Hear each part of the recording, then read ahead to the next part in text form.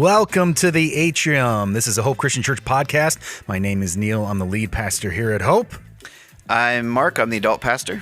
And my name's Chad. I'm the student pastor. And this is episode 104. And on today's episode, we are going to be reacting to a video that's we touched on it a little bit last week with my accidental plagiarism of Rick Warren. And we'll be comparing these two pastors. It's an interesting clip. And then we're going to be answering the question, where do our loved ones go when they die? Between death and the return of Jesus, where do people go? And this one might get spicy. It may not. I don't know. Can I say spicy? Before we get to all that, how was St. Patty's Day? Did anyone eat corned beef? No corned beef. No corned beef. You? Yeah, definitely. Did you really? Yeah. Oh, good. Did you smoke it? No, they made it for Celebrate Recovery last night. Oh, So nice. everybody, we all had it. Who was they? And then Brandy actually made it home The Irish. Was What, did some Irish people come and cater? too. Aren't we all a little bit Irish? Aren't we on all? St. Patrick's Day. Which is, what a great question. Did you wear green? Aren't we all? I did not. No. So I wore that all green outfit Friday, and I forgot it was St. Patty's Day weekend.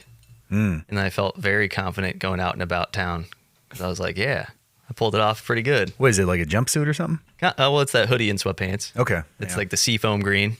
Nice. Yeah. It was a beautiful day out, so we had a dinner on the patio at Heart of Gold in Ohio City. Cool. So you're at the Heart of Awesome. Gold The Heart of Gold. with your green sweatsuit on. Talk about accidental Yeah. stuff. So on Friday, You accidentally pattied. right, Accidentally that's St. Patty'd early. accidentally Yeah. festive. Yeah. Yeah. So did they cook the corned beef ahead of time and bring it to CR, or did they cook it? They cooked it here. Oh, wow. You couldn't smell it in the building today? No. I didn't. I am wildly congested. The whole building smelled delicious, but Yeah. it was fragrant. And I Yeah.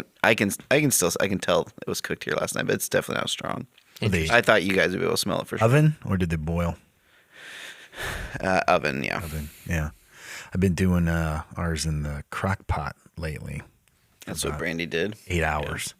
And that was just something else. Your corned beef? Yeah, isn't that crazy? You mean lately, like the last few years, that when you celebrate, or you just are a corned beef fan and you're doing this so frequently? Henry has a pretty, I would say, narrow diet.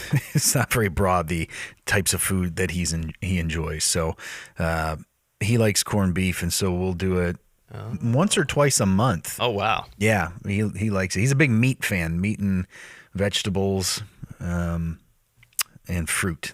Boy. Yeah. I don't know the last time I had corned beef. Who I got to tell you. I couldn't figure out how to cook it for, I want to say, a good 20 years. Like, I just couldn't seem to get it right if I boiled it or did the oven.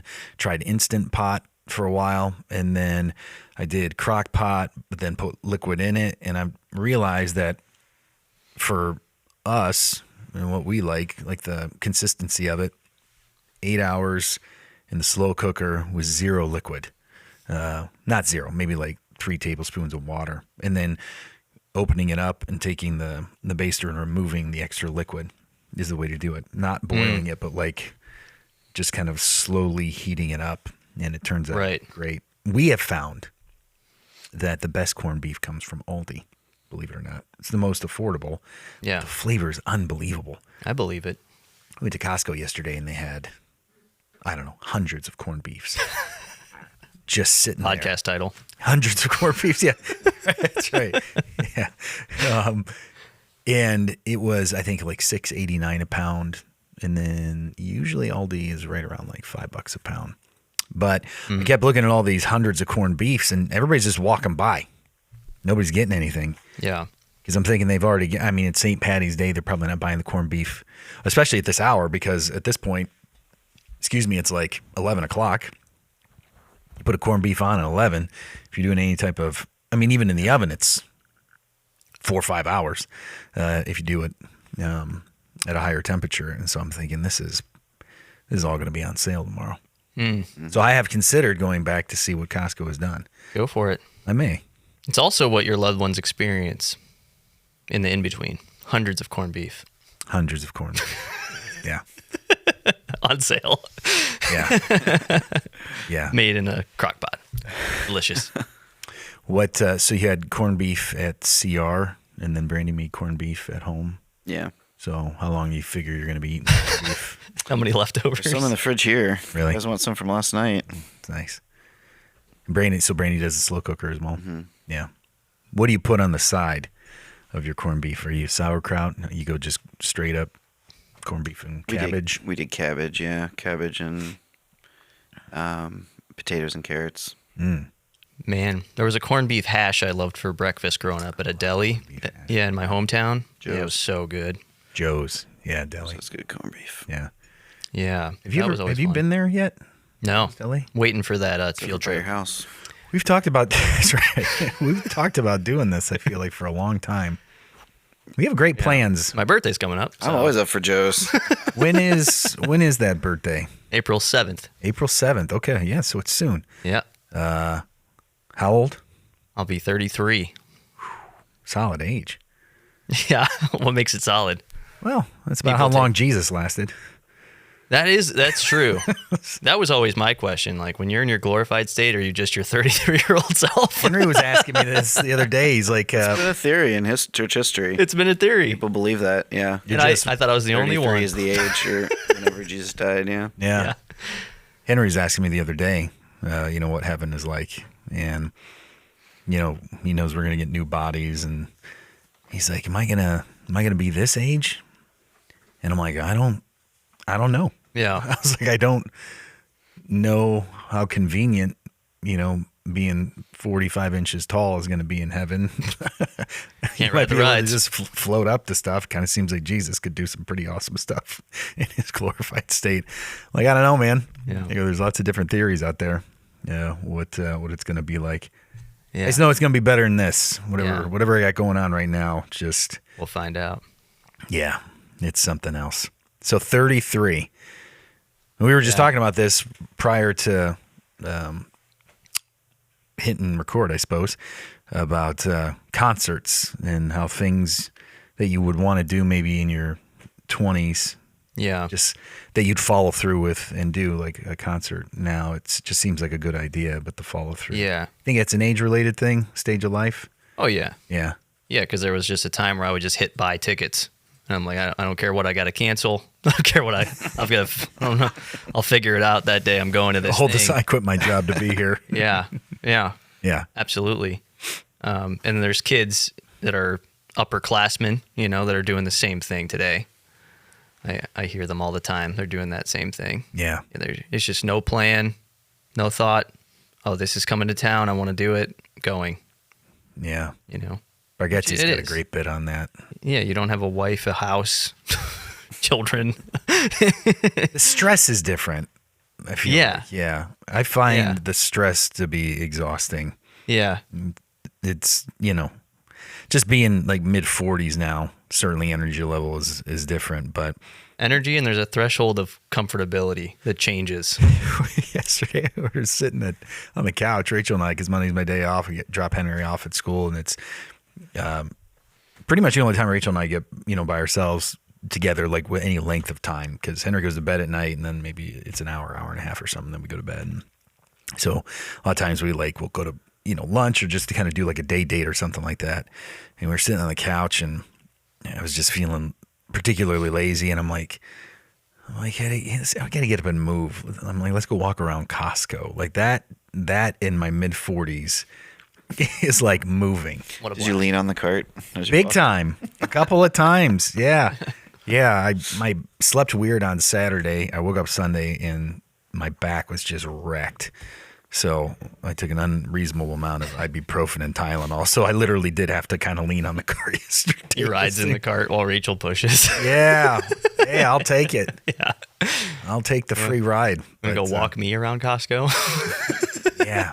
Something Rachel does not care for Costco. Mark, did you get a membership yet? No? Nothing? Get that membership, brother. Still no? Application's still outstanding. Still waiting for approval. Unbelievable. Wow. Yeah.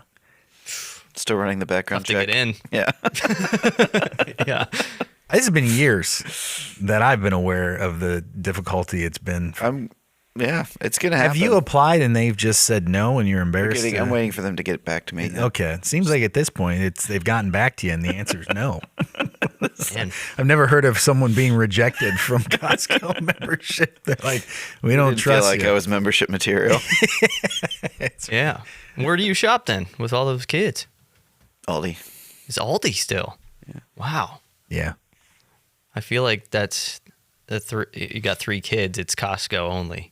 Aldi sprinkled in with a little Walmart. Nice. Supplemented with a little Walmart. That's what we do. Aldi, Walmart, and then some stuff we have to go to Heinen's, which is like a fortune because Henry's got the food allergies. Yeah. And Fresh Time is another place we got to go sometimes. But Costco, we get a lot of stuff from Costco. Yeah. Their bacon's incredible. I mean, we would do it. We don't live particularly close. Like, we live in North Olmsted. Like, it would be a 20-minute drive. And then But for those deep discounts. and then everyone just says it's always so crowded. Like, it doesn't. It is. Like, doesn't sound like a good experience. You're going to see a lot of people if you go to the Avon one. I don't even know if there's another one around here. You see a lot of people from I don't. church there. There's another one somewhere. Is it Strongsville? Maybe. Edwin, can we get some data on that? Morning, Edwin. Morning. How you doing? Where you shop, Edwin? You do online shopping. You came here, and I remember our first lunch together, and you had yourself, it looked like a frozen mussel meal. It's got the Factor. Yeah, you got the Factor. New sponsor. Yeah. Oh, boy, that'd be something. There's all kinds of those that I've always wanted to try. Megafit's another one that I've seen. But, yeah, you do the online bulk order of prefabbed meals. Yeah. Yeah. That they're easy for me. Yeah. So that just makes it. Well, you're a single guy living at home. I can't imagine that, you're doing a whole lot of cooking or wanting to cook. Plus, you're busy. You do a lot of stuff outside of Right. Yeah. here. Yeah, as well. Yeah. Well, You make corned beef sandwiches? Get rye or sourdough and Thousand Island? I have in the past, but not lately. Yeah, I'm not eating. I don't eat much bread. Yeah. all. That's the other way I'd want it. Oh, I love Reuben. it. We do that. That's the Joe's We'll Deli do that thing the too. rest of the week. Did you have that at CR? Sandwiches? Well, we had bread. You could have done it if you wanted to. Yeah. We didn't make sandwiches. No. But no, we do that at home though. Brandy got like the Swiss cheese and the Thousand Island and Yeah. do the Reuben thing. If I wanted to use all my calories for 2 days, I'd have a half of one of those sandwiches. That's the thing. Like, you're gonna have to save up a lot if you want to go to Joe's. Joe's gives you like a pound Oh my per goodness. sandwich. Yeah, A pound? I think Legit, it is yeah. like actually a pound. Like, it's unbelievable. though. it's yeah. What you do is you get yourself a loaf of bread. You go to Joe's, and Yeah. and then you remove the abundance of corned beef and, Yeah. and make yourself a reasonable sandwich. Yeah, you practically went to the deli. Yeah, then you take the rest That's home. what it's like. Yeah. Yeah, you'll get 2-3 days out of that Yeah. one sandwich. You can just put that in a to-go Oh, box. so good. Let's go now. All right. All right, let's What cut. time are they open? Actually, See you guys next week. just get a camera. Follow us. Let's just podcast at shows. Yeah. Your remote. Put on, Yeah. put on a gimbal and follow us around. Surprisingly, corned beef is a fairly low calorie in and of itself meat, especially if you don't eat that fat cap. Yeah. It's the Thousand Island. Thousand Island dressing. It's the 1,000-calorie dressing that Yeah, goes on top of it. that's true. Yeah. I can do without that. You are looking slim and trim, man. Thank you. Yeah, you're looking great. I know you've been doing the working hard on all of that, and I saw your post the other day of your coach. Yeah. That was my final day in the program. Yeah, 16 weeks, 4 months. 25 down, right? Yeah. How you feeling? Great. Fast? You seem faster. Yeah, I've got to beat these kids. Once summer rolls around, basketball season, Yeah. I got to dunk on these little 6th graders, you know. What's the plan moving forward? Are you going to stay in the deficit, the calorie deficit? I went a little more lenient on myself Yeah. the first week out, and I still lost like 2 pounds. Yeah. Or almost. Yeah. So I don't know. My body's just working it off way faster now or something. Yeah, you're you in know? the furnace now. Yeah. You could add in some extra and get yourself a Costco walk. Yeah. Yeah. Monday you join Rachel and I on a Monday Costco walk. I do. I try to get 10,000 steps in a day. Yeah. And now that the weather's nice, I'll probably go for some run Yeah. as well. I do the gym when I can, but it's tough. Man, it's hard. Tough. My workout schedule has been awful this year. Awful. Because I was sick for 5 weeks, and then I came back, and it's been a lot of catch up. Do you have some stuff at home? You just try to pull off some. I tried to pull off a lot of home workout stuff, like We four do have times a week. some stuff at home, Yeah, but it's very minimal. so I was sick, and then I came back, and my energy is just now starting to return. Yeah, Like it's just been awful. yeah, Yeah, it's hard to get motivated, but summer's coming, yeah, and I'm at the pool nonstop. So yeah. That was the thing. It feels a lot more exciting that the weather's breaking now. Yeah. and I'm not starting a program to try and get ready for the summer. Right. I went through the winter. So yeah, I started the week of Thanksgiving. So I went through Thanksgiving and Christmas, calorie counting, working out, good for you, man. all that. That's when I give up. Yeah. Yeah, that's when. Yeah, Seriously, November, December, sure. I do basically nothing, and then January I normally start. But yeah, this year has been that will be the routine now. else. Yeah. I'm gonna try and keep my normal routine, and then once the holidays are here, let myself go a little bit. Yeah, that's it. Well, yeah, Flip the script a bit. that's it. Yeah. Well, I'm proud of you. Thanks. Way to go. 27 pounds. Oh man, yeah. On my way to 30. Let's go. That's a lot. Yeah. That's a lot for sure. Yeah. I need to lose probably a good 20 by June. You do? Yeah, Yeah. yeah, yeah. I think I was 205 the other day. Yeah. I want to get down to 185. We should stop talking about Rubens. Let's start tomorrow because after this Yeah. we're going to Yeah. Rose Deli. We'll start tomorrow. Yeah, I can't imagine how like busy it. they were yesterday. Oh, yeah.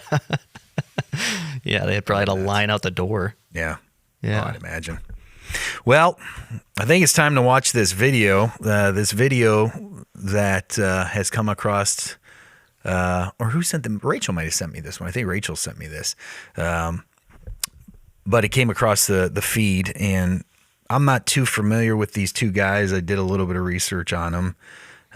But it's an interesting video to watch. Yeah. Because, we've been talking lately just a little bit about, AI making its way into sermon writing. And then again, like there's that kind of accidental, we'll say plagiarism. Nothing's new. That's what Solomon tells us. Everything under the sun's been done basically. And so I know that I've said things in the past that other people have said, and I've said them in ignorance, not knowing. Because if I ever say something that I know somebody said, I would give them credit. But yeah, this one's interesting. So let's go ahead and take a look at this as we do our. Can this be called our favorite segment or our only segment? Our favorite only segment, Soundcheck.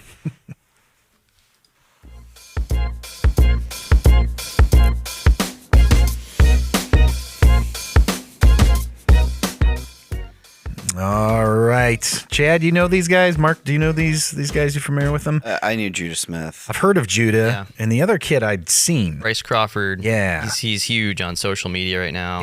Yeah.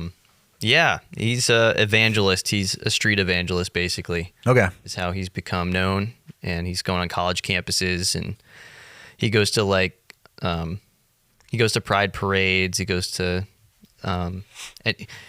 clubs. He goes to these places where he's like, Jesus would go here and give the good news. So that's kind of his style. And he puts on a shirt that's like, crack the Bible, not drugs, or Jesus loves you. So he tries to be very Yeah. loud and proud and bold about his faith to get into conversations. Okay. Well, let's take a look at this clip here, and let's Yeah. Let's see if this is a sound way to preach or not. This one character, this guy kind of interrupts the storyline, and his name's Barabbas. He's a rebel He's a rebel to Rome. He leads a rebellion. He murders people. He's a thug. He's a crook. And he deserves the chains. This guy deserves the crucifixion. And then on the other side, you got Jesus. Who is what has he? he done but heal, restore, Deliver people, set people free, open blind eyes, open deaf ears. And they unlock Barabbas unlock from the his chains and shackles. And he walks down. He's walking up to his Walking about with his thug friends. Yeah, man. The people love me. Jesus stood there, Jesus stayed silent, for he knew the will of the Father. But Jesus knew that the Father would have to treat Jesus like Barabbas, so he could treat Barabbas like Jesus. Barabbas thought it was the people that set him free. No. It was the love of the Heavenly Father. And when I reflect on that story, I look at it and I'm like, that's me. That's you. That's us. I got saved by grace, but now that I'm in this deep, dark place, I better work hard to get myself I gotta out. try so hard to get out of this sin struggle. That's the opposite of the gospel. Be real with yourself. Are you bound? Are you held under the power of temptation, the sin, the sexual urges? What are you going to do, muscling your way out of I'm it? going to You wanna shake keep trying to myself break free of it? Stop You can't it! do No, it. you And keep won't. trying. You'll probably You sin will even not more. overcome it, and you will never overcome it. Are you carrying the shame? I'm so ashamed. God says, Give me shame. But God, what if I do it again? I'll still be here. Well, Mark, what do you think? How's that sit with you? You're a preaching man. Well, like the point of the whole video is like, yeah, they're saying the same thing. Like they're preaching the same thing. Reading some of the comments, it seemed like this was acknowledged in the sermon. The younger kid And on his podcast. has been on Judah Smith's podcast and said that this gospel presentation was so meaningful to him. Yeah. He memorized it. Mm-hmm. So I don't know, like with the whole, I don't know in the context of the whole sermon if he attributed it to Judah Smith. Cause it's clearly like he's clearly imitating or repeating or saying, saying the same thing. I don't know. It makes me think of like in this day and age, especially two preachers like that who are both highly publicized and highly recorded.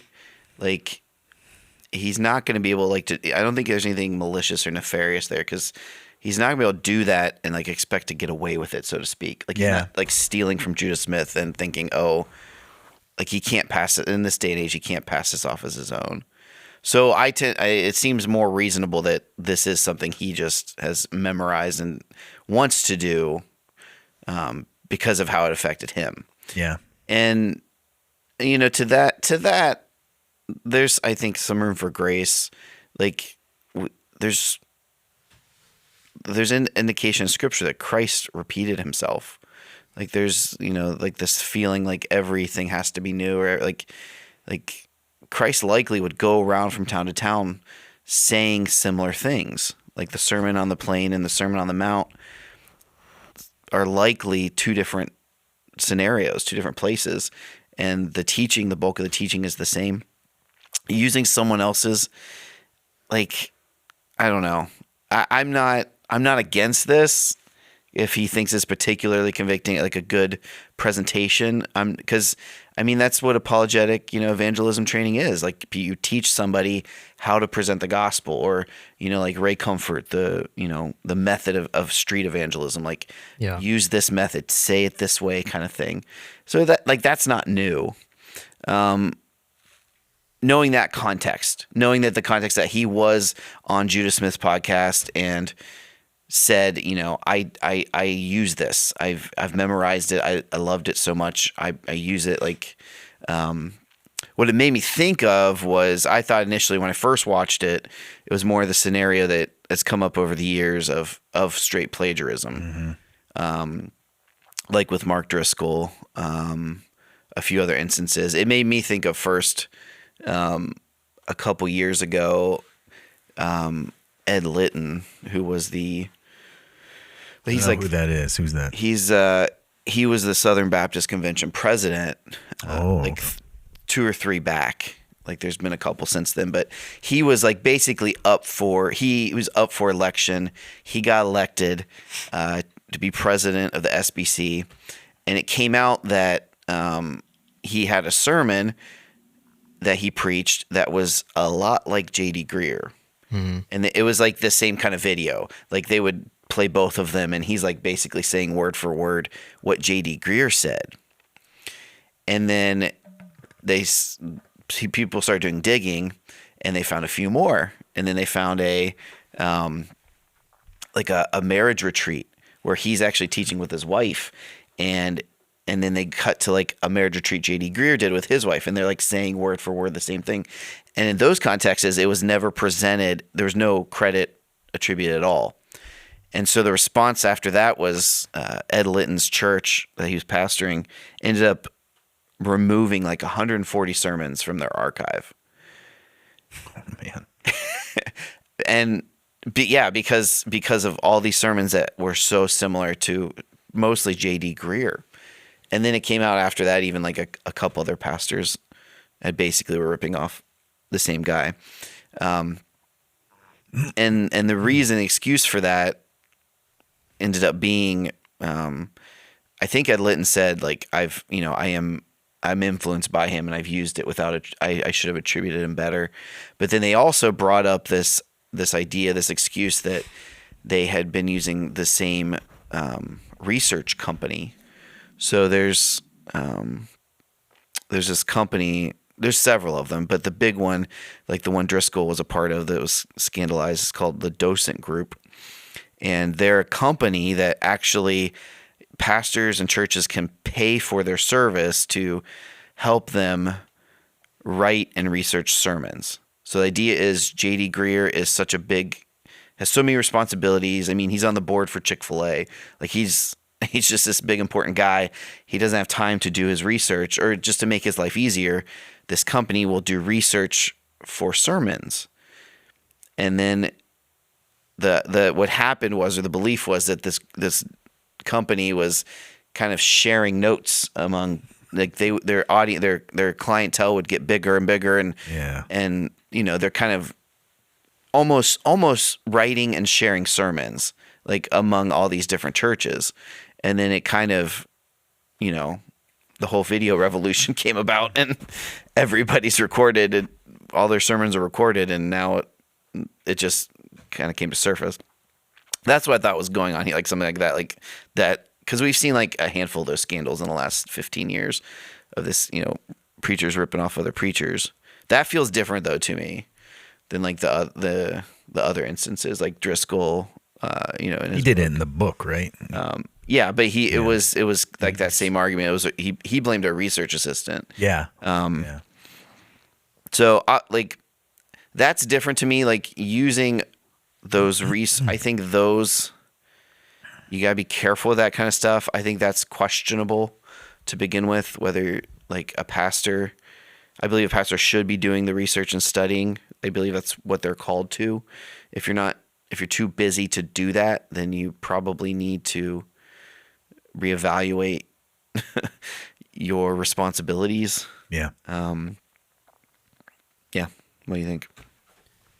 That's great context. I agree with you a lot. I like presenting that Venn diagram to where this seems similar, but there's a lot of true differences going on. There's like an overlap of like the actual word for word going on here, but I think this scenario with Bryce is far different than all of those almost like scandals, right? It was a scandal. It's kind of the best way to put it. It definitely was a scandal. And for that, it's like Bryce is not pastoring a church like those examples, those guys that you mentioned, where it is their job to, just like Acts 6 and 7, go, okay, we've got too much going on, and this is our sole calling, is to shepherd the souls of these people in our congregation, and to present biblical truth to them. If I'm too busy doing business work, outside the church work, things that I know are probably justified as like, this is good for our community and our world, but they're taking me a little too out of my main responsibility to shepherd the people, then that might be a problem to zoom out and look at and change your actual routine so that stuff doesn't happen. Because it clearly has. And I think that's the most unsound thing of all of this, which is actually not in this video. I'm more neutral on responding to this video as sound or unsound because of the context Mark just presented. And I'll add this. Bryce Crawford is not a preacher. He does not run a church. He doesn't lead the affairs of a church like Judah Smith does.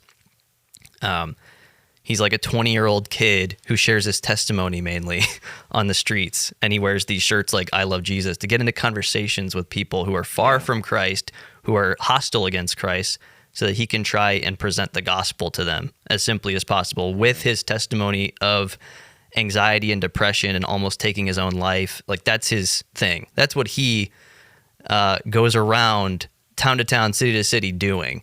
He shares he almost died. Christ saved his life physically and spiritually. Like that's what he does. But churches will ask Bryce because of his notoriety to get on stage and present the gospel. And what I see this as, the best example I could come up with this is we look at Kobe Bryant's playing style in the NBA and we're like, this dude is doing the same exact movements as Michael Jordan, right? Because he watched and grew up seeing Michael Jordan and adapting that style of game to his own play. Yeah, I studied under him. This is his Michael Jordan. He's like Judah Smith. At one point, when a few years ago, when I was about to take my life, I saw this gospel presentation, and man, I loved how it was presented. And he did talk with Judah on a podcast. This is all very recent, by the way, within the past couple of months, maybe. And he gave props to Judah. He gave him credit. And that podcast gets tons of views, obviously, with these two characters. Was that podcast before or after do you know? I couldn't find that information. Did he ask Judah's permission to use it? I don't know if it was after this exact preaching, yeah. But on the podcast, he told Judah, when I'm asked to present the gospel, I almost word for word use the one you presented at your church in Seattle years ago that had such an effect on me. And Judah didn't know that. Does he say that even like, because we only get a clip here. Yeah, I couldn't in this find preaching. Yeah, like I don't know. Maybe even when he started, he said, "I want to share." I would say the way I heard once, based on what I heard from the podcast, that he probably does, because he was that open with Judah, saying like, I don't come up with this stuff. I actually used a gospel presentation because I'm not a preacher by career. Like I don't do this. So I saw something that really gripped me. And this is why I'm neutral. This is not my preference. If I'm Bryce, you come up with something on your own. Yeah. Now this can be a rubric. You can be impacted by some preaching like that and find your own voice and find your own way to present it that you think God has created you to do. I think that's what I would say. Yeah. And I also have grace on this because growing up, I mean, I'm just about to turn 33. So I've been in youth ministry and ministry for like 11 years. And closer to 10, 11 years ago, I was doing very similar stuff, because I didn't really have a preaching style. I didn't know how to deliver things. There was just things I didn't know how to do. Yeah. And so I saw people that looked like they really know what they're doing. They're confident. They're presenting this. But as I matured, I went, that's not my preference. And I don't want to just copy what people do, even if I give them credit. Yeah. I want to use the gifting and the calling that God's placed on my life, not in a prideful way, but I just think that that's the right thing to do. So that's why I'm like, it's not bad what he's doing. I have grace for him. I understand. And also he's not in full-time ministry like I am at a church, leading a church. Yeah. So with that context, I go, it's not like unsound, Yeah. but it's not my favorite thing Yeah. that he's done. But there's multiple points, like we've mentioned, to have grace on this. He's not a preacher like Judah, and like I said, and Mark said, on the podcast, Judah didn't know that he was doing this, but he was flattered when Bryce was like, "This is how I present the gospel from this message you did some years ago in your church in Seattle." Yeah. and it seemed very authentic and genuine, and giving him full credit. So far different than the SBC situation. Yeah, that's what it made me first think of. And we'll probably have videos like that where it is bigger pastors, and you don't know. And that, like the feeling of that video is what it felt like they're trying to push it as. That's pushing that, but there is some actual things happening with bigger pastors, and now we don't know who actually preached it first because it's all online, and they're word for word. Yeah. And so that's really dangerous to me. There's no credit given. They're just they both have such a charismatic way about them. They're great communicators, or they memorize things so well. They can act in a way that they're presenting it. Yeah. Because they're good at that. But is it genuinely in their heart what they learned from God? Yeah. We don't know, because those people aren't giving each other credit. That's what makes it so difficult, is you really have to get, because Judah obviously was the, originator of the content. He was the creator of the content. And what makes it so tough is that you got to get, if you really want to say definitively one way or the other, you'd have to know his motives, Bryce's motives. Yeah. And to me, it's simple. If he had access to Judah and he didn't ask permission, and he used that on stage without crediting Judah, that's unbelievably unsound. Because it's not true, because he uses language in that video, and I said to myself, that's me.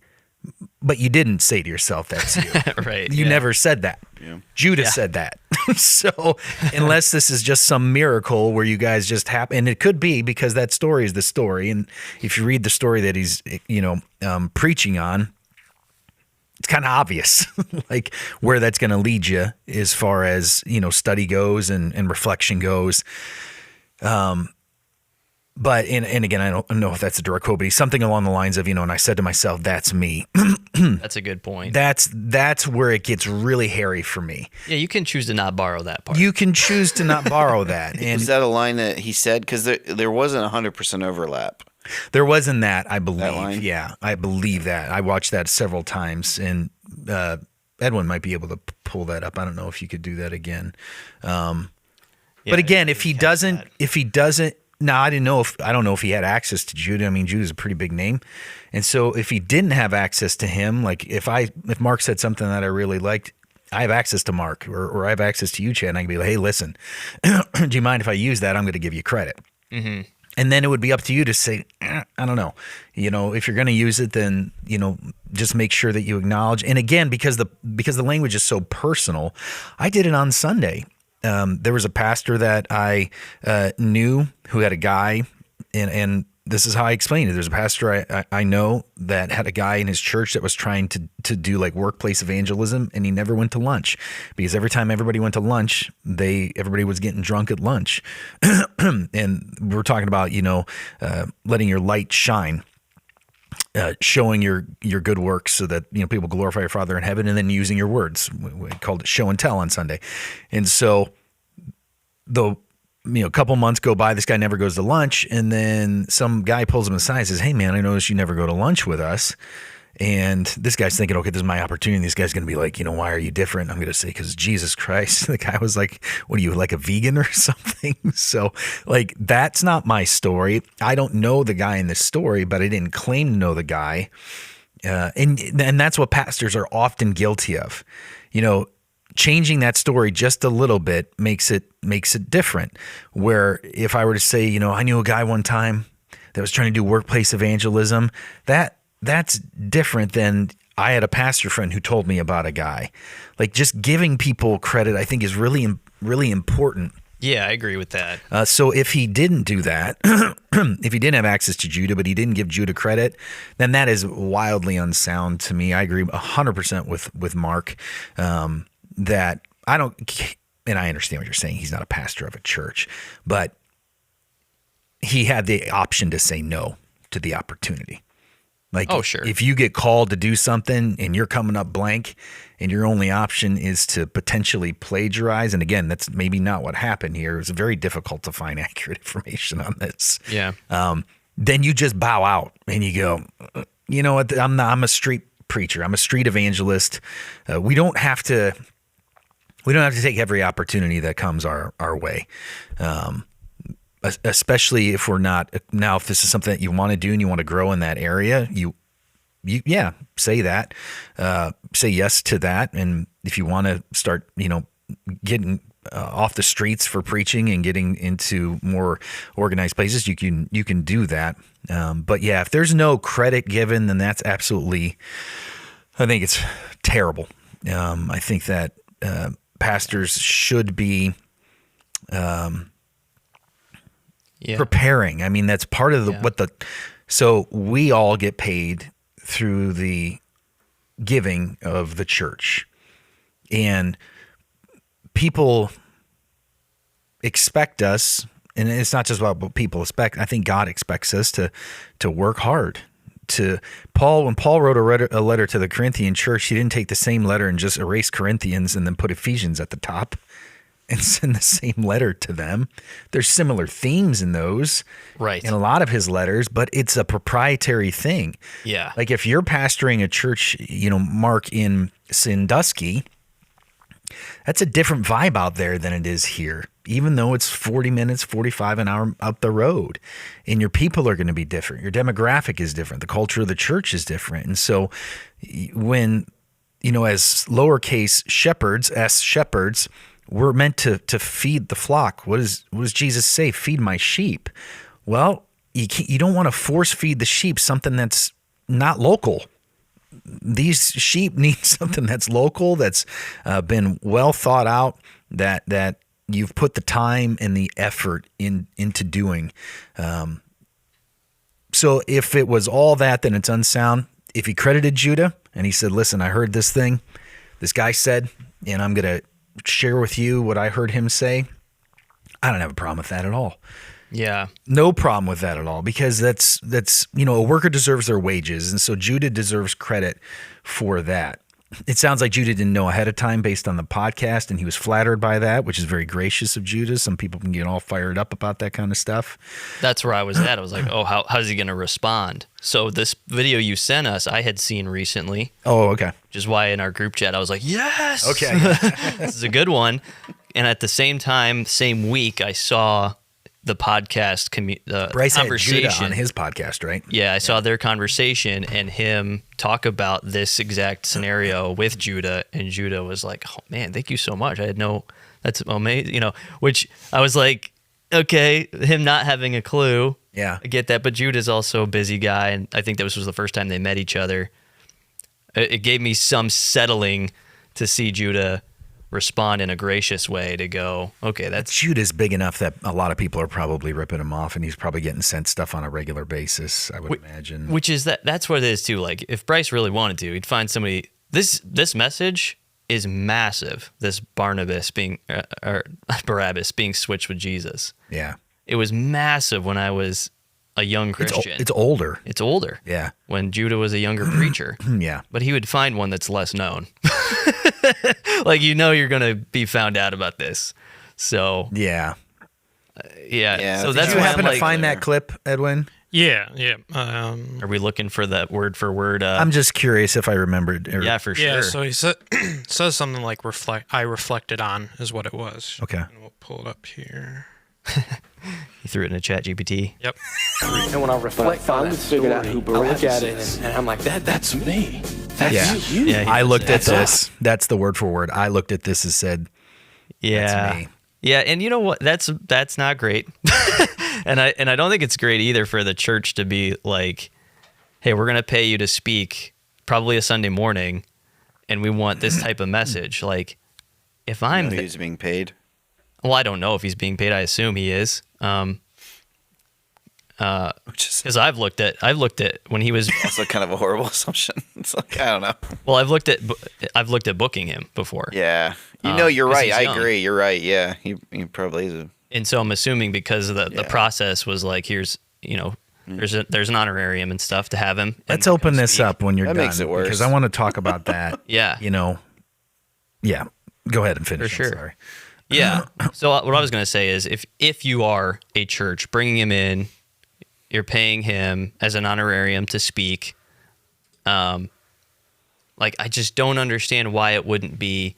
The focus is probably youth, because suicide rates and mental health disorders are the most massive between like 10 years old and 30.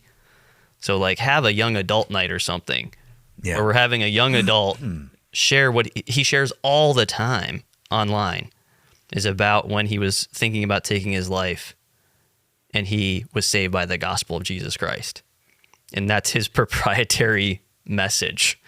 Bryce? Yeah. Bryce? Yeah. That's his story to help people. I would think it's a testimony night to speak to a certain demographic of your church. Well, maybe he did. And maybe he did. Yeah, maybe that was also part of it. I mean, we just saw a minute. Totally. Yeah. I think it was that piece that, again, if he credited Judah, there's no problem even with that, because he's letting people know these are Judah's words, Judah's thoughts. Yeah. If he didn't, that's a big problem to me, because that's and again, maybe he did reflect it and it just happened to be word to word. Totally. So this is me projecting a little bit, but that is a little.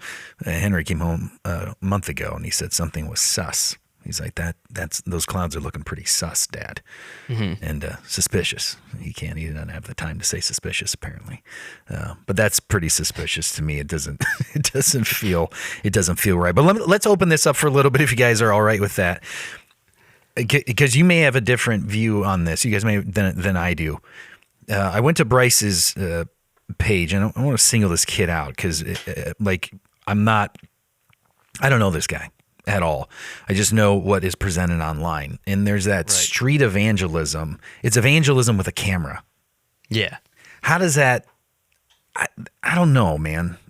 Like, I understand. I backtracked a lot after looking at the idea of bringing him in, because he's taking the Christian world by storm. So people know of him. Yeah. But he's becoming known because I understand we got cameras here and we have cameras on Sunday morning, but this is an effort we're pastors, we're trying to shepherd the flock. The Atrium is an opportunity to have a touch point in connecting people to Jesus throughout the week. Like I don't know. It's like, how do you get all those people's consent that you're talking to, that you're going to put this on your massive YouTube? Don't do your don't do your deeds in front of others. That's where that's totally. where I'm at. I totally agree with that. Yeah, because we talked about evangelism on Sunday. Like that was what we talked about, is telling with our words, and our actions to anyone we can, anytime we can. Mm-hmm. I just don't know if we need a camera there for that, because it feels like to me a brand. Yeah, it becomes a. And you wonder if it starts that way. Rachel and I talk about this all the time with these mega churches that, just kind of, some of them start, and it seems like they start for the right reasons, and they start in a home, and then they just expand, get bigger and bigger and bigger and bigger. And next thing you know, they got millions of views and all this stuff, and it's a brand, and they got a whole band, and they got, record deals and all this stuff. Like, how does it go from, so like you don't know like what this kid did, but at some point he decided, I'm going to videotape sharing the good news of Jesus Christ with somebody. Mm-hmm. And if his motive was to use it as a teaching tool, like this is how you do it. Like, okay, maybe. Well, yeah. But there's a way to do that without. So I don't know. It just feels there's weird. Ray Comfort. Yeah, it says like I've definitely. I was thinking apologia. Yeah. Yeah, I mean it's not. So yeah, I don't know any of them pull it off and walk away with a. I don't know. Do you have to sign something if you're going to be in this Ray Comfort movie, or you're, like, I don't know. Like, I'd like to know more behind the scenes of how that all goes down, because it's really pushing yourself into that. I'm doing this to be seen by others. And exactly what Mark said. Like, don't do your good works before others. Yeah. So they may see your Lord and glorify in heaven. But there's that idea of like, giving in secret, doing in secret, like so that your Father in heaven, so you're not receiving your reward. Yeah. Evangelism, it's an interesting one, because evangelists are going to do their work in public sometimes. I mean, well, Scripture says it says that, do things in secret, do your good works in secret. But then also says that good works come to light, and they will be known, and you'll be known by them. Right. And it's the Areopagus of the day. Like I'm gonna go and show this to the world, just like Paul went. So it does get to debated. the motive. It gets to the motive of why you're doing it. Yeah. This is like we're to do them in secret with the intent. Our motive is that, but they will be found out, is what it says. Like we will be known for our works. Right. Yeah. Like they will come to light, and God will be glorified in that way too. Yeah, both on earth and in heaven. Like, I mean, you know, Scripture talks about doing that so that people see what you're doing, and glorify. But the Father. But evangelism's a tricky one. Like, well, but it's also like the context of the cultural moment we're in. Yeah. We're in the TikTok generation. yeah, And so this gets to your whole view and your whole approach of how to handle it. Like the view I'm sure he has is this is the tool that the world is using. So we're going to Christianize it. Do our best to. We're gonna baptize it. We're going to try to anoint it. yeah. And so they put no restrictions or no limits on it of what's maybe most edifying or most, I don't know, sensible, reasonable, or biblical even.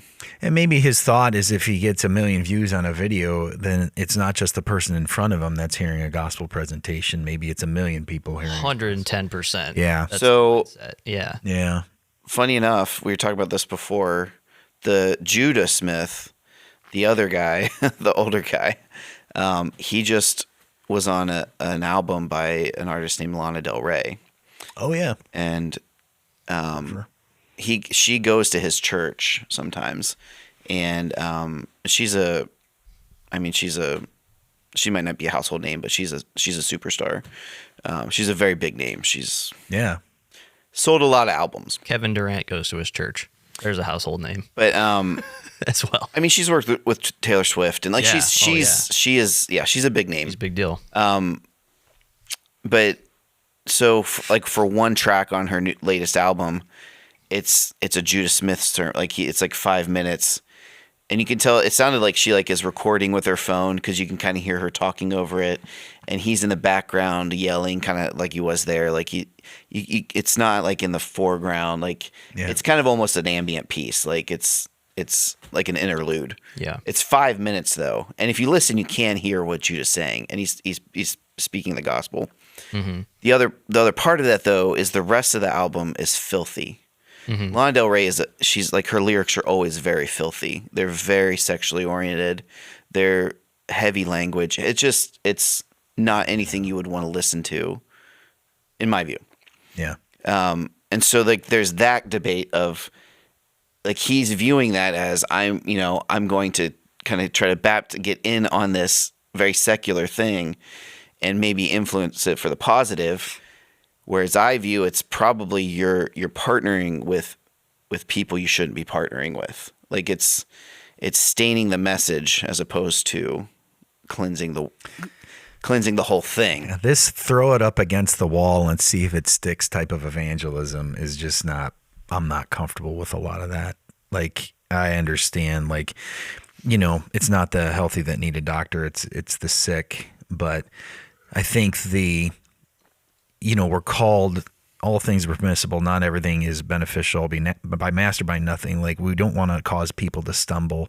Like it's too hard with something like that where it just kind of looks like you're riding on the coattails of somebody well known, and it's a cool thing to do. It's really what it felt like to me. Yeah, and that's hard. When it was announced, it was so bizarre. Like, what's the impact going to be? Like, I mean, realistically, like the thought is someone's going to listen to that track. And is it possible that, someone listens to that track and that, they give their life to Christ or they, because if they do, they got to throw the album out. Oh, absolutely. Right. Because there's a certain level of sanctification that needs to take place over time. And, I listen to some things that I used to listen to, but I don't listen to more things that I used to listen to because I feel convicted by those things. We've cleaned up a lot of what we watch, what we listen to. what we pursue as far as entertainment goes. Like that's that road of, if you say you abide in him, you ought to walk in the same way that he walked. And so with something like that, I always just look at, is it going to cause more questions than it solves whatever problem you're thinking? And I just personally tend to err on the side of being conservative with that kind of stuff. There's probably a better way to do that. I shouldn't say there's a better way to do it. There's a way that I would be more comfortable with doing that. Like I wouldn't. Yeah. Like I get invited to stuff, not all the time, but quite often. I just got invited to an event in Avon that it's a shoulder rubbing event, and I reached out to the person that invited me, and I said, why did you invite me?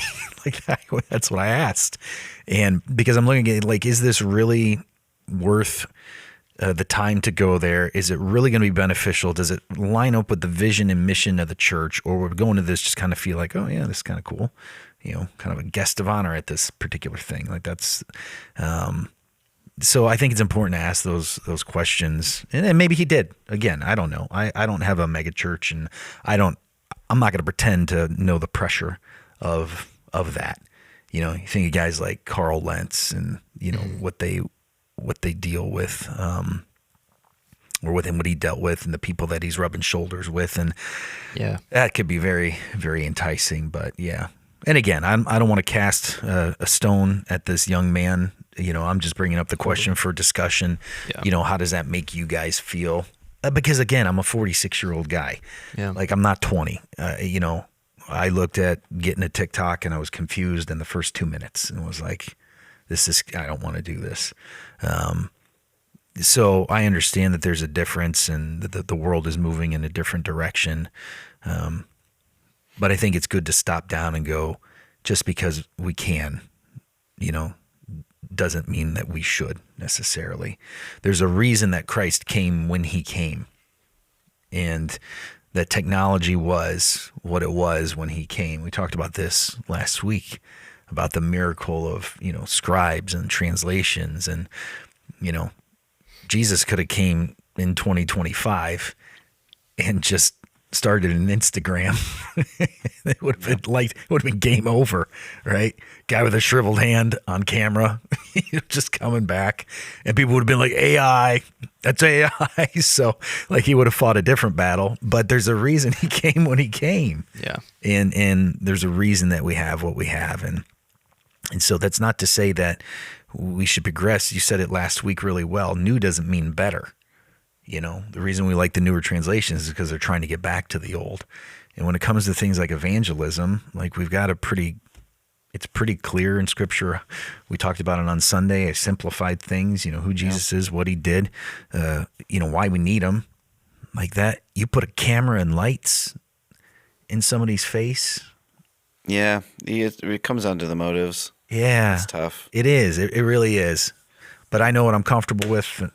And, again, he's got his own, it is what God made it. God's letting that happen.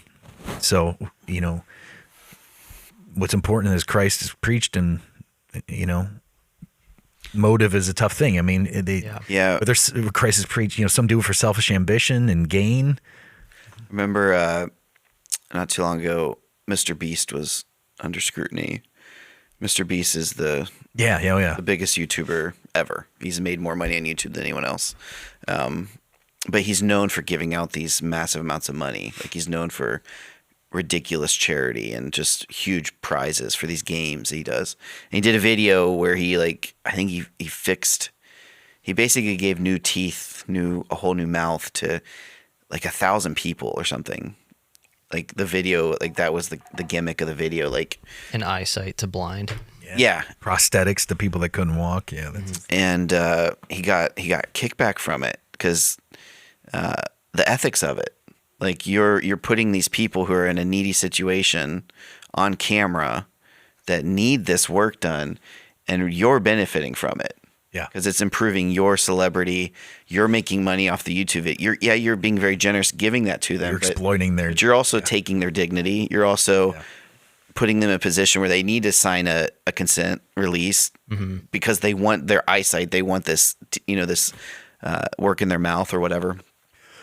And so like I think with the street evangelism, like that's good. Mr. Beast could have pure motives. And, when I first heard about it, so I was like, oh, it's a warm and fuzzies, feel good. All these people can see, have the surgery. But then, you think about it. What if I was in that position? And then you think about this street evangelism. What if you're in the position of the person the gospel's being shared with?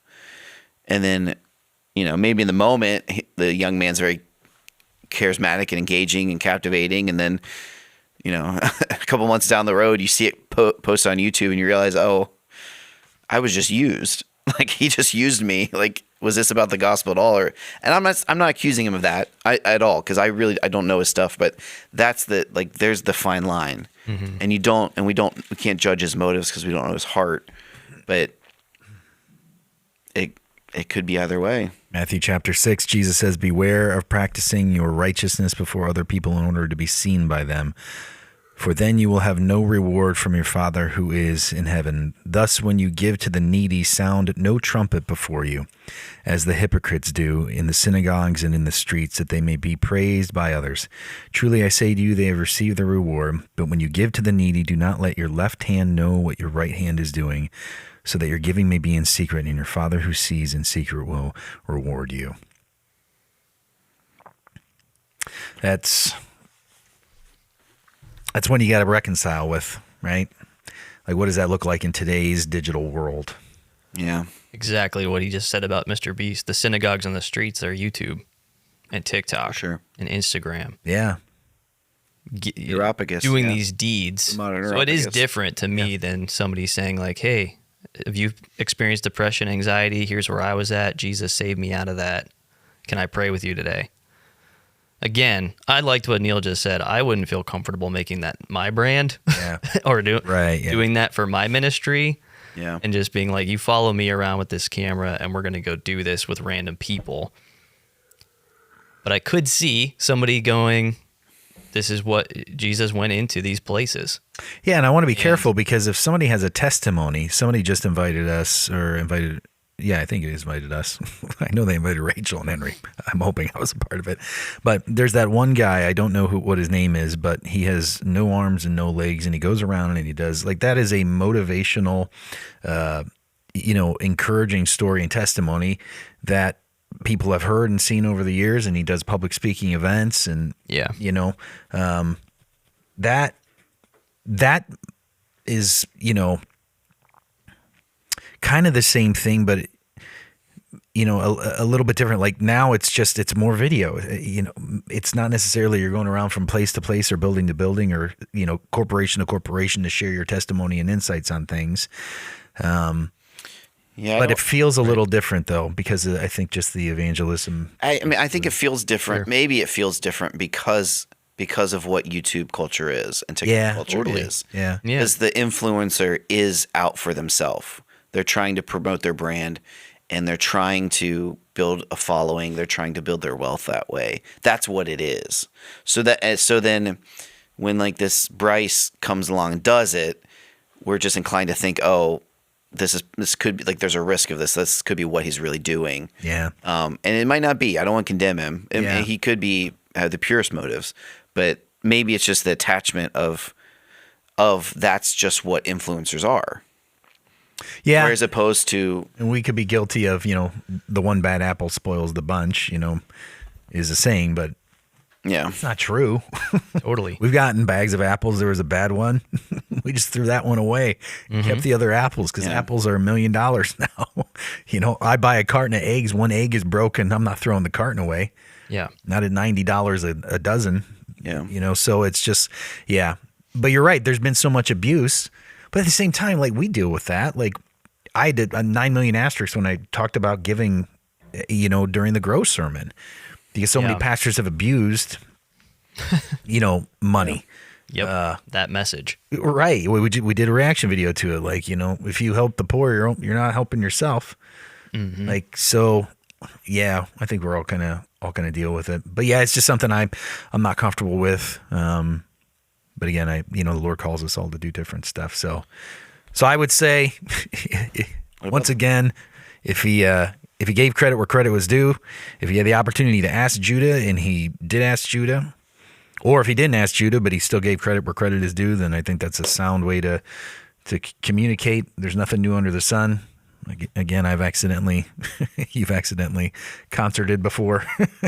I've accidentally said things before many times. It's not going to be, especially because of the way that I study. You guys read a lot more books than I do outside of Scripture, and so I'll come up with things sometimes, and to me, it's validating because at the end of the day, a lot of what you read in Scripture, like you can't really come if you're coming up, and you've said this before, Mark, which is so true, like if you're coming up with something brand new, you should be a little nervous about that. Yeah. Like if nobody else has thought of what you've thought of in relationship to Scripture, right? Even the video we watched, right. Like this might be false doctrine, if right.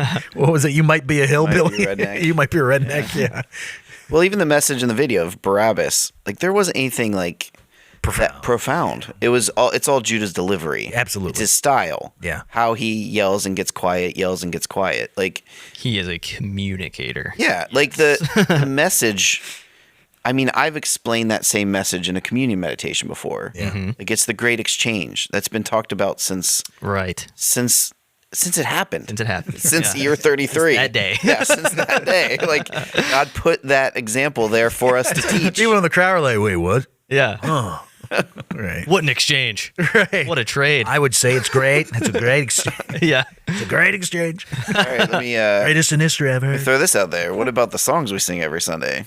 Oh, here we go. Yeah, well, that's what's so funny too. I mean, we could just cut the question, I guess, and keep talking. I have so many thoughts I'm on fine this. with that. We don't have to go I have long, so many but thoughts on this. Let's go. We have, it's kind of a song is a package thing produced by someone else, and we don't present it as our own, but we don't give credit.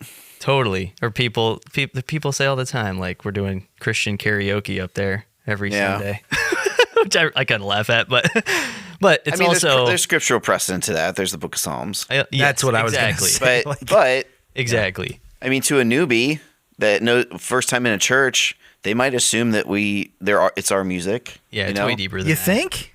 I would not put that outside the realm of possibility. Yeah, well, that'd be interesting. Probably. Absolutely. I mean, because there are churches that write their own music. Yeah, and we play their music. Mm-hmm. Yeah, I guess I've never really thought about it. I mean, smaller, like churches like us, right? Not like the powerhouses that are pumping out. Yeah, your Elevations, Elevations, Hillsong, right? Yeah. I guess I've never thought about that. Like that people come in, and I would be so interested, and I don't know how we would ever find this out, about how many people are showing up for the first time here that it's their first time in any church.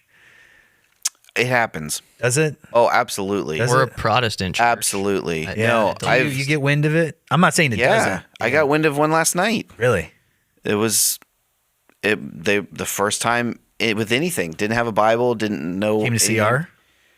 No, it was yes. Yeah. From a friend. Yeah. That had been talking to her. And like I just bet you get a lot completely of that. agnostic to all of it. Yeah. Like, yeah. And I'm not saying that matters. But I've gotten on Sunday mornings too. Like, people know that there's Christian music is a genre. Like it's a genre of music. Like you can go to, Amazon or Spotify and. Most. Yeah. I'm saying. Yeah. Yeah. I would say it's very. I would absolutely believe there are people that. Not that they know or assume, they just think they don't know anybody. They don't know what they don't know. They know nothing about Hillsong. Like they don't know what that means, or I assume that every church in the country is singing this today. Like, I don't know. So we what do you have think, to. Edwin? Yeah, Edwin, you're in the. Don't we copyright something for, or don't we have? We have to. We pay a licensing fee to use the music. I know we use CCLI, but don't we have to put that somewhere or on a slide? I thought, or we did. I mean, a lot of chururs do that. You'll see, like, at the end going of the to jail? lyric slide, We used to. it'll say, like, the CCLI information, like the, who wrote it and all that. Yeah, it used to be on the slide. Right. Yeah. Used to. Is it there now? They might have changed the rule. I don't know. We sing a lot of Judah Smith songs here. My favorite is track 6 from Lana Del Rey's newest album. Yeah. But can we take a song and just sing someone else's song, or can we take someone's gospel presentation and just give someone else a gospel presentation? Right. I mean, it's not a direct correlation, but Yeah, one is praising, revering, and adoring. some Worship songs are for the overlap. those in the kingdom. They're not evangelical. I'm not against. Yeah, I'm not saying I'm against using other people's songs. Yeah, the work that most worship leaders are doing is this song that was written by somebody else sound to sing together in this church? Yeah. Not we are making proprietary worship music for our congregation. I've heard some. Oh, there's totally Yeah, some. and it's not like good. Some was just not good. Like that's a whole nother Yeah. skill set. You weren't called to do that. Well, yeah, exactly. Yeah. I mean, and again, I talked about this a couple of weeks ago. Like, we can't say that. Yeah. It's especially the worship ministry. Like that. Oh man, when I was leading worship, people were like, I have a heart to sing. God's called me to sing, and then they would sing, and it wouldn't be good. And I would say, I don't think so. And they're like, well, and people would be like, it's about the heart. And I'm like, Do I come across as Randy Jackson? I don't know. I don't Or- go to my surgeon and be like, he's got a great heart, but a poor track record. You know, like, and I know that sounds so cold, but it's like, go get some training. You're not, and you may develop in this area, but you're not, it becomes a distraction. Not that music needs to be a show.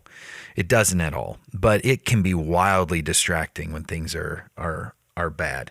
And we have Western. We're off topic. No, I think we're there. Edwin wants to say there something. were strobes on Sunday, so Man, We accidentally Edwin. strobed. yeah, I gave you a big shout out in third service. I felt so terrible for you.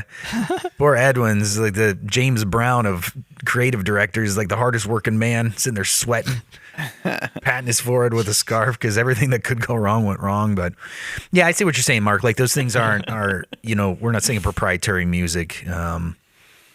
But yeah, I do see that as a little bit different. Yeah, you get precedent in scripture, like, but you do see "Sing to the Lord a New Song," right? And that's in there as well. But yeah, some of it's on skill. Skills are necessary in order to write music. I only performed a couple songs that I wrote for here, and when I was leading worship, and it went fine, but people want to hear what's on the fish. It's really hard to worship to a song you're It's not the fish anymore. No, what is it? K-Love. Oh, Yeah. what's the Fish is K gone. stand for? Don't know. K-Cat. K-Max.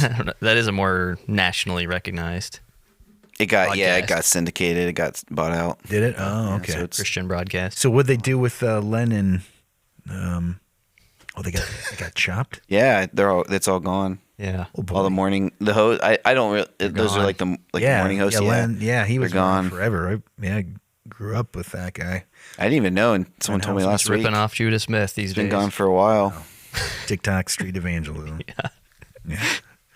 Oh man. He's speaking at the men's conference. Oh yeah. Yeah. He's got nothing else to do. Yeah.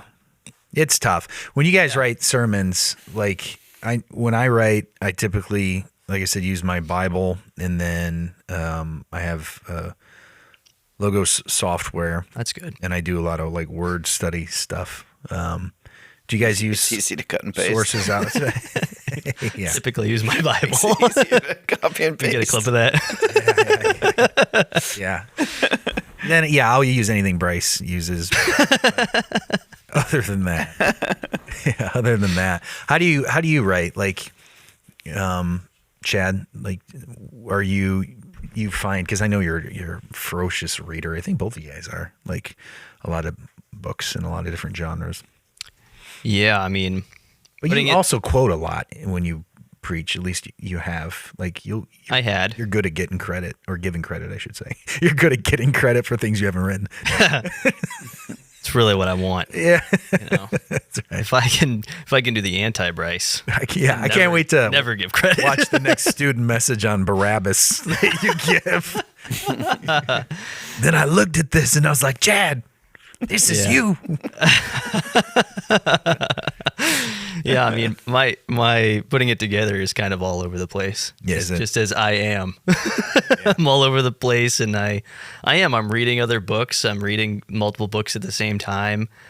And then when I really want to focus on a certain sermon I'm about to give, it's the notepads we have here in the office. Yeah. The bigger pads, and I long form out like all of my thoughts.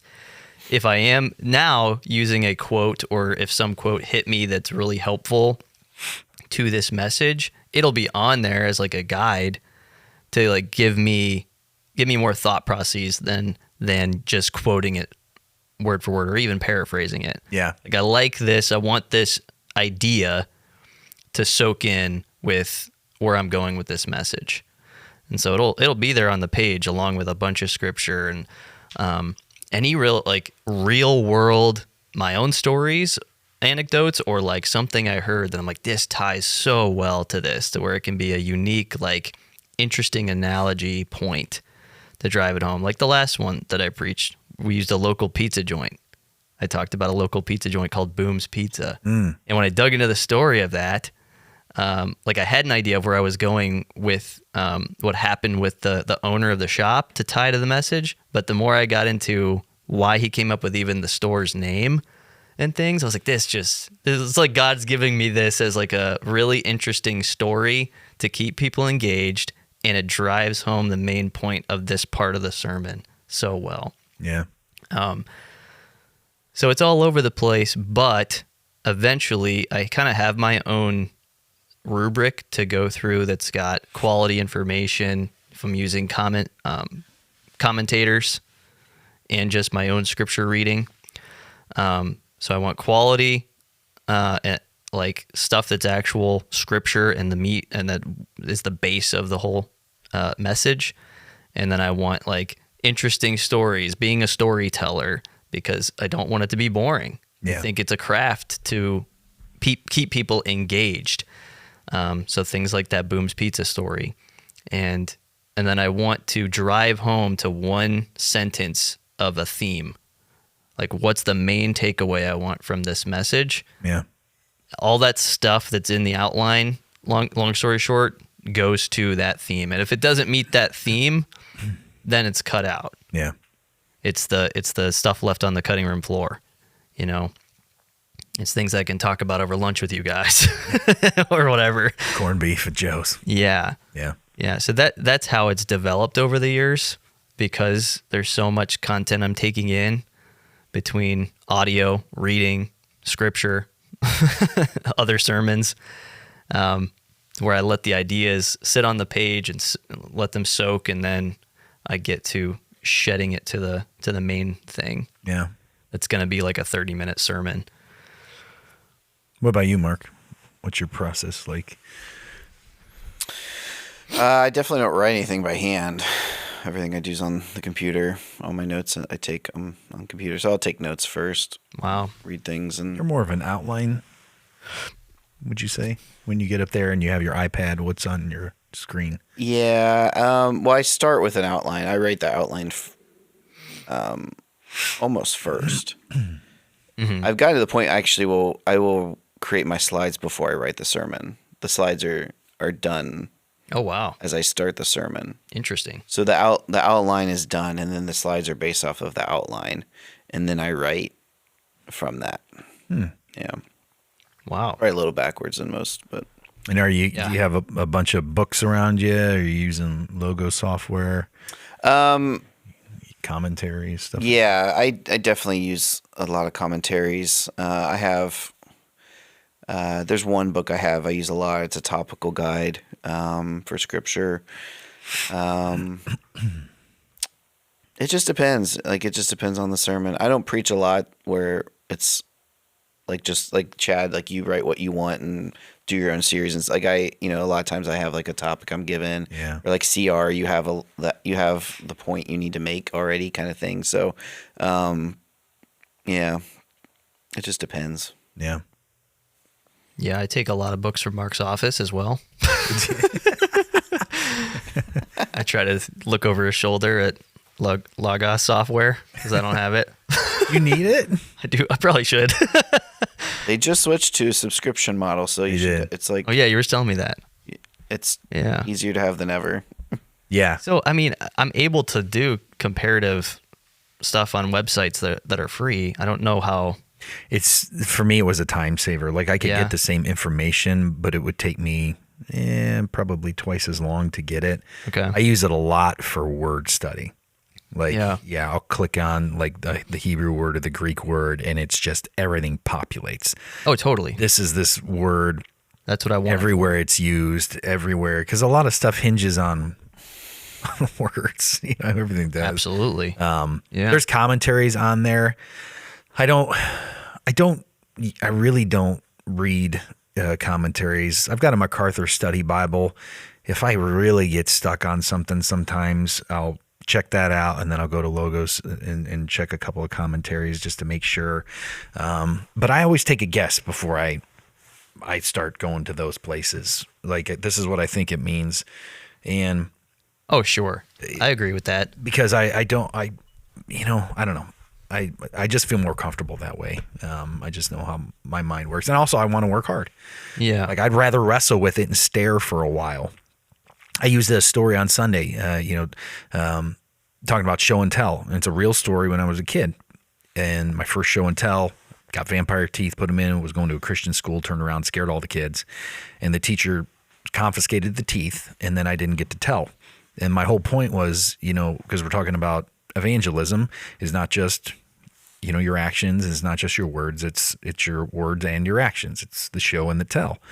And I used the point that I didn't get to tell because my show was no good.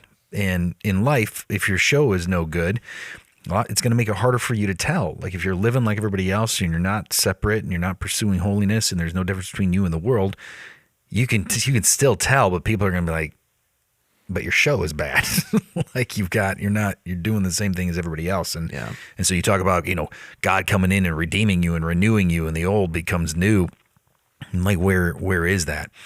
That came out on Friday when I was back in the East Wing, running through it, like doing kind of like my final edits and my final run through, because I practiced through everything. A lot of stuff that I'll do comes out in that Thursday and Friday. Oh, that'll happen too. Yeah. Take your notes with you. And I've got a pen with me. Yep. And whatever comes up, I'm taking notes right into that area of my notes. Yep. And then shaping it from there. Yeah. A lot of that kind of improvisational or connection to real life. The study is the study. The text is the text. I've got all that down. Yes. But a lot of the fine tuning of how it's communicated and how it's relatable comes out when I practice it out loud on Thursdays and Fridays. Absolutely. And then Sundays, like if there's a joke or something, most of that is like kind of built in because that comes out in real time as well. I never write them in. If I gave you a manuscript, you'd never see a joke. Same. It's all comes out on Thursday and Friday when I run through it. And then I don't write it in. I just, if it comes out, it comes out. If it doesn't, it doesn't. It just kind of makes sense. Do you write a manuscript? Not in some strange version of it. Like my notes are pretty crazy. I mean, like a word for word manuscript. Not word for word. I used to write word for word and then memorize word for word. Now, Edwin, how would you describe it? Like it's just weird. It's hard to follow, I bet, for everybody. Oh yeah, the slides people love it. I tell you, You skip whole pages at a time, and it's fun. Yeah. It's fun to follow, but Yeah. it's not.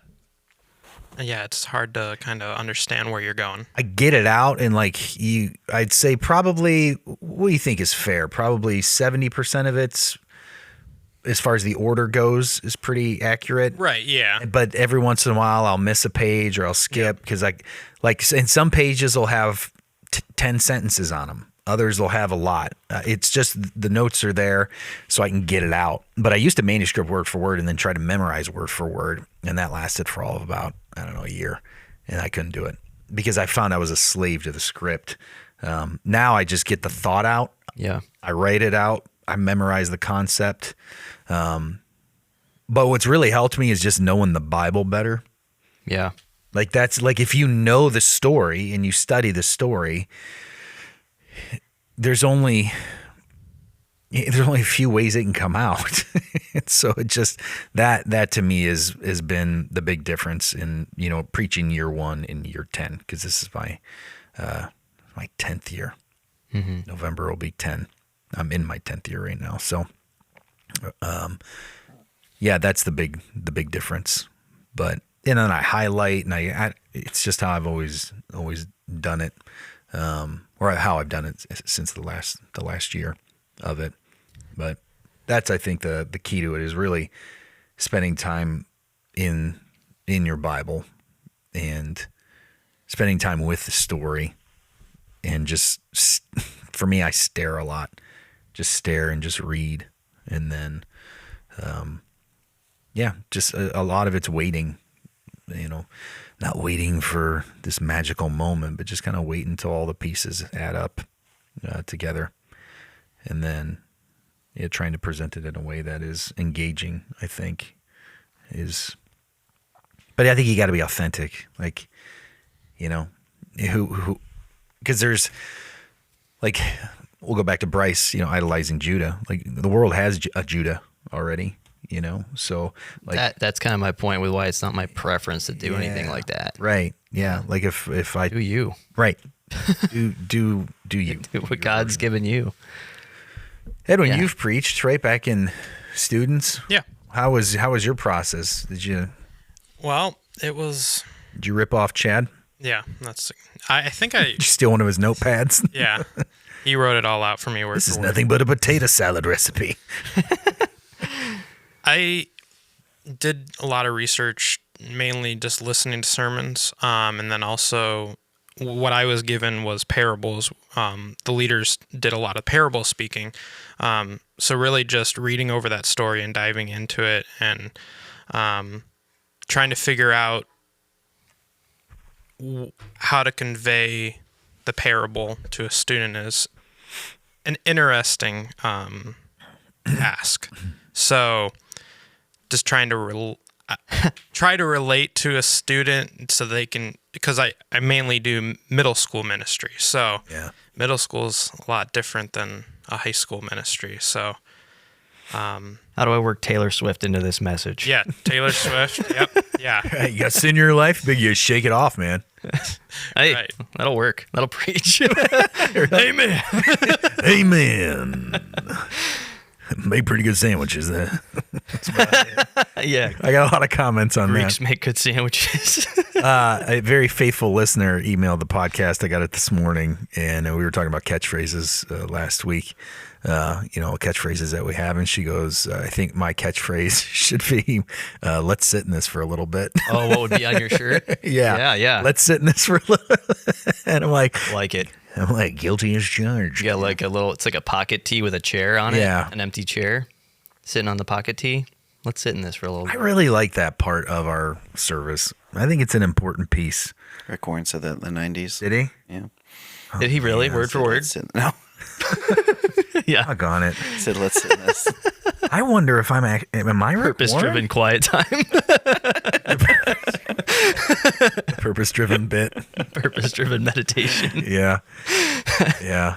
Doggone it. You know what's funny is Rachel and I, when we first got together, we started reading The Purpose-Driven Life, and then we didn't finish. I've never read that book. Have you guys read through that? Never read it. Is it? The church was at. That was it a was massive big book, right? We did a study through it. Size? No, Or I mean selling? just selling. Oh, yeah. Oh yeah, it was a It's yeah. the Was that like 200 pages? Something crazy? It was a bestseller. it's the biggest selling book, modern Christian book Yeah. outside the Bible. Yeah. Yeah, it was a big one. Yeah, I read Did it. you like it? Was it good? It was okay. Some of the things were good. I wouldn't recommend it today, just because I'm not crazy about Rick Warren, and it's a little too much. It's a little too close to self-helpism. Oh, is it? Yeah. Okay. Well, I'm glad I didn't finish. Actually, my Pretty copy. vanilla, My copy is which is why I probably hit the masses. under my bike in the basement. So when you ride your bike on a trainer, You're constantly running it over. That's how much you hate it. like when you ride your bike on a trainer, like the back wheel's lifted up on the trainer, so you Yeah. have to put the front wheel under something, like a block or a brick, to balance it. And so, Help me, Rick Warren. Give me energy for this ride. Purpose-driven, right? purpose-driven life is giving balance to me. Yeah. Wow. It's like when you see a college student in the library over their book and they're just like cupping the words over them. So they do well on this test. Sleep with it under their pillow. Rick Warren, give me energy for this. Did you think about that at all when you lodged that book underneath your bike? Did it or were you just like, this is the nearest book Knowing Mark, yes. I have? No, I would not do that with just any book. Really? Yeah. Right. Yeah, there was. I gotta tell you, I'm never writing a book. This is the of perfect forethought there. size for this. It really is too. Actually, If I ever write it's like an inch and a half, which is all I needed. Yeah. It's just the right It amount. looks like I found your purpose book. Giving the book new purpose. What's on the other side?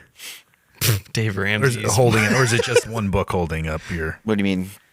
Is it the book underneath the? The back wheel is on the trainer, so that lifts it okay. up. Gotcha. So the front wheel just sits on the ground. Yes, okay, Yeah. I got you. And so the you gotta raise that front wheel to match the trainer.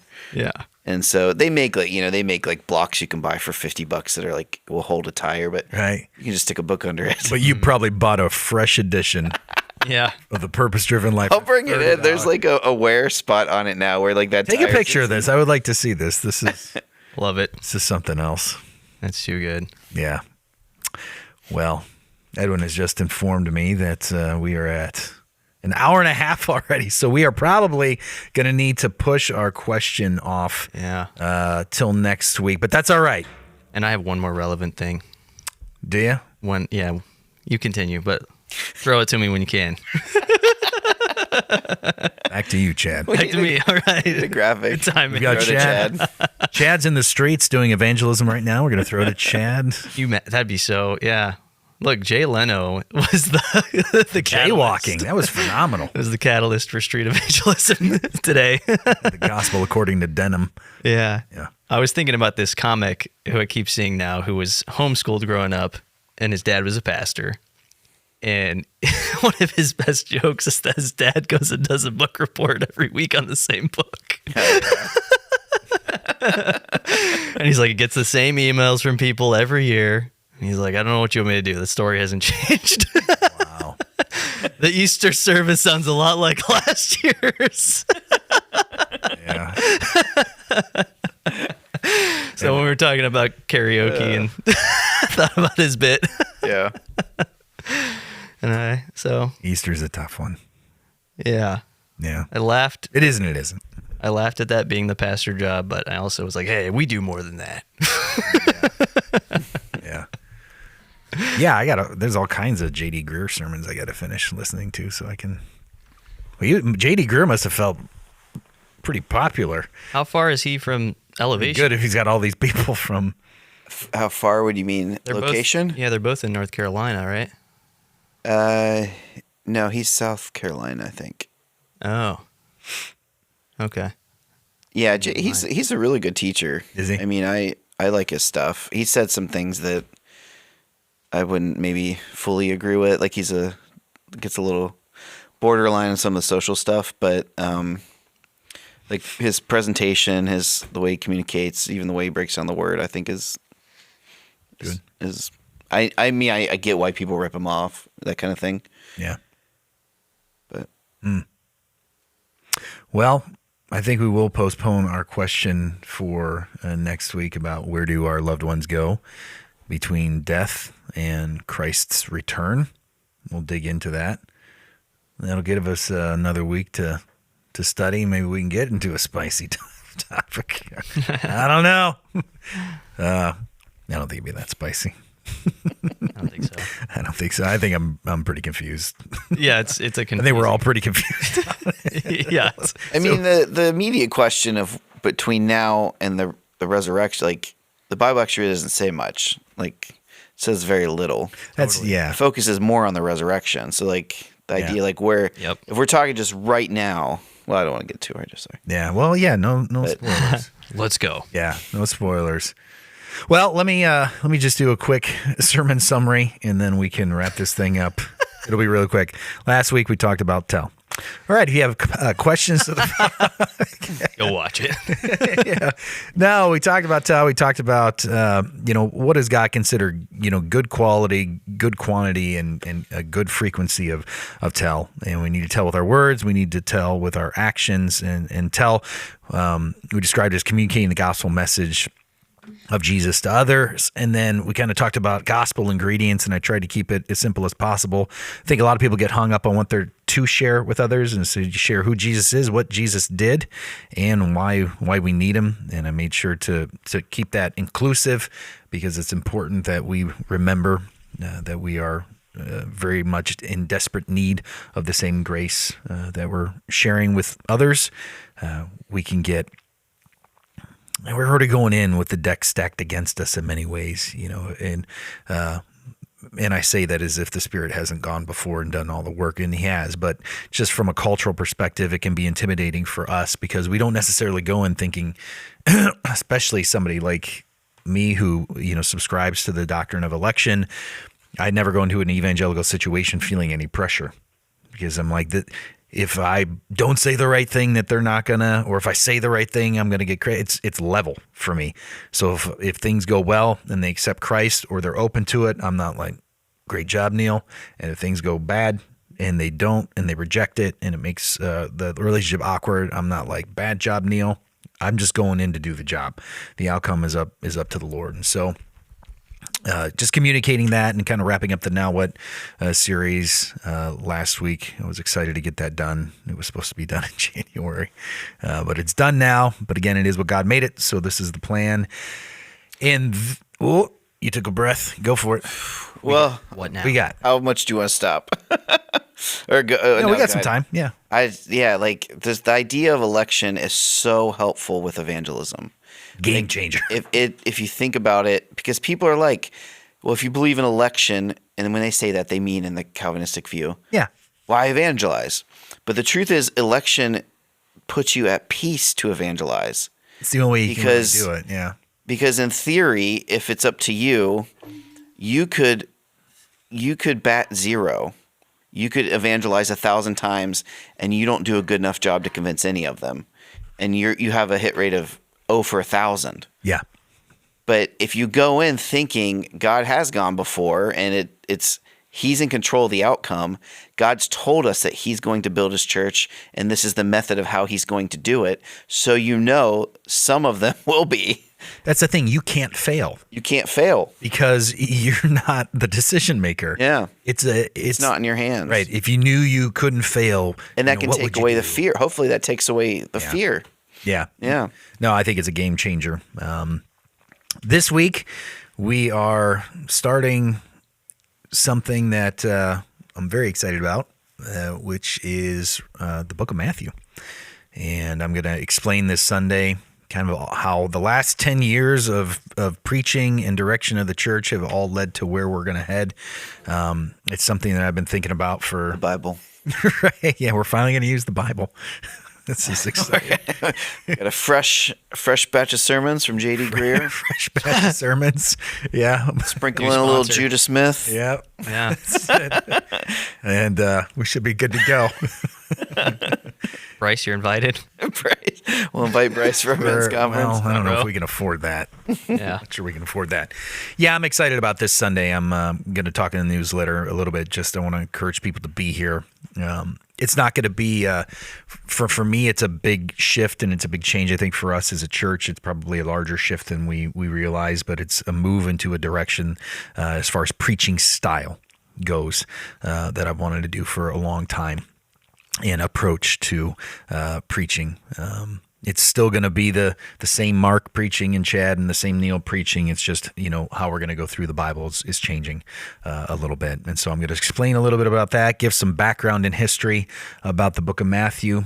We're going to kind of refresh our memory about Matthew. We went over, who Matthew was and the who's who, but we're going to refresh our memory a little bit, talk about just a basic introduction to the book, why it was written, who it was written by, when it was written, and then kind of set the pace for the rest of the year. as far as what we can expect, and assign a little bit of homework. So I'm looking forward to doing that. And then the following week, we'll really start digging into the book itself. So yeah, if you are in town and available, I would encourage you to come on Sunday. Very excited about this week. But anything else that we're missing? That was fun, guys. It was interesting. Yeah. Did we throw to Chad? I had to throw to Chad, and he told the joke.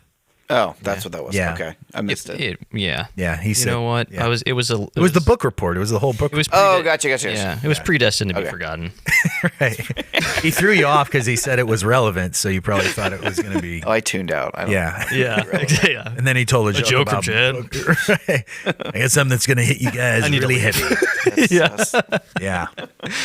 Maybe next week we can show a picture of your bike setup at home for the people and where the purpose-driven life. Man, what a cliffhanger. I bet somebody's going to get fired up about that. Oh yeah. Yeah. I'm sure I offended more than one person. Yeah, I bet you're in trouble. I'm sure some people probably Finally. took that the wrong way. I'm always taking the heat. No, the Purpose-Driven Life is sold. I believe it's sold like modern Christian books. It's sold more than anything else. I think Pilgrim's Progress is still sold more overall, but like as far as like the last 100 years, Yeah. it's like the best-selling book behind the Bible. I'm sure so many people, when I was growing up and into ministry, it sounded like Rick Warren and Francis Chan.